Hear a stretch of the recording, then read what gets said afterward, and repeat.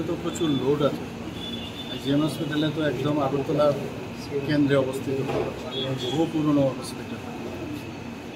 তো এই লোডের মধ্যে যেভাবে ডাক্তারবাবুরা এবং যারা স্বাস্থ্যকর্মীরা আছে যেভাবে পরিষেবা দিচ্ছে, আমার মনে হয় না যে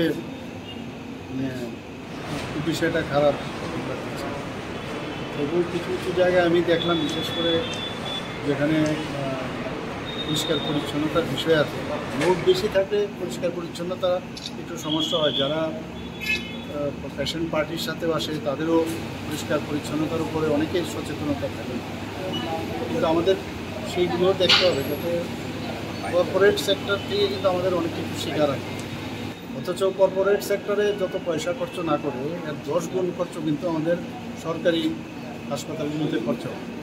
আমি আজকে দেখে গেলাম বিষয়গুলো, এবং যেখানে যেখানে আমার চোখে পড়লো সেই ঘাটতিগুলো কীভাবে মেটানো যায় সেগুলো নিয়ে আমি বলবো বা সেই ডিরেকশন থাকবে।